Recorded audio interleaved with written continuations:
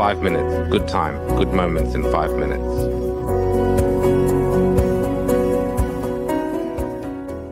Hello, 5 minutes. Today, I share with you an insightful article by Stephen Jopish titled, How to Feel Less Lonely, 7 Evidence-Based Ways to Reconnect. Loneliness is an emotion most individuals dread, as it has deleterious effects on our well-being, sometimes even leading to tragic outcomes. Of course, we would most likely not want to find ourselves in that specific predicament. How can we avoid feeling isolated? The first point. It is essential to acknowledge that loneliness is an inevitable occurrence that can happen to anyone during any time frame. It is normal to experience this feeling, and accepting it is crucial. Personal loneliness. It's not a big deal. Feeling lonely sometimes, it's like being hungry for food and thirsty for water. It's a part of being human which everyone should have faced. But if it happened too long, it starts to have a problem for sure. When you feel lonely, what to do? He said point number 1 that can help a lot with loneliness.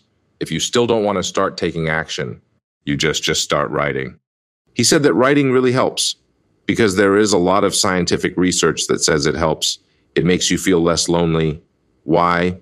Because you get to know yourself more. Then you recorded the stories that you may actually feel.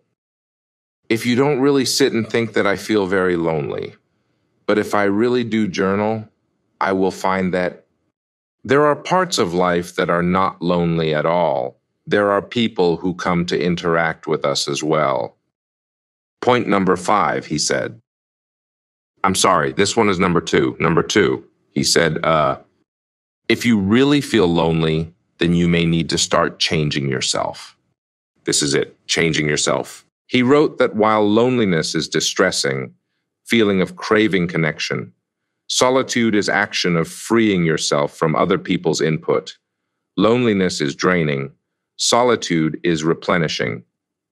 So that is the difference between loneliness and solitude. Being still and alone, this loneliness makes it drain, and solitude means being able to live in privacy. This one adds power. So you have to think about what you are and then choose that path. If you want to fix loneliness, go do it one way. If you want solitude, go do it another way.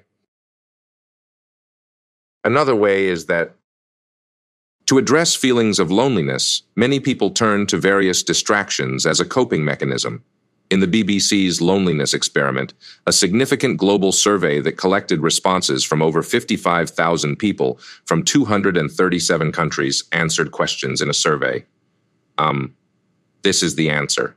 The popular answer is like, finding activities that distract you, or making time for work, reading books, and pursuing hobbies might seem simple, but it is the most effortless approach to combating loneliness.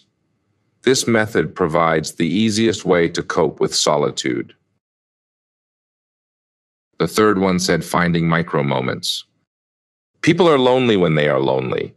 You don't feel lonely all day, but sometimes the solution is to find micro moments that make you feel lonely. If you want to connect with people, maybe maybe considering joining a club could be helpful as well. It is those small moments that can provide some relief from the feeling of loneliness. Number 4 is reaching out to family members and parents, among others. These are individuals who often go unnoticed. It is commonly believed that they do not adequately alleviate feelings of loneliness. Nevertheless, seeking support from them is considered the most effective remedy for reducing loneliness. The last point. When do you feel lonely instead of solving your own loneliness? Try doing good things for others. That you do good things. What you will definitely get back is probably getting to know new strangers. And who knows? New strangers may reduce loneliness and add color to life. Loneliness isn't a bad thing. It's not a serious disease. Loneliness is like being thirsty, only we know it. We're just finding ways to deal with it. That's all. Thank you for following 5 minutes. Thank you.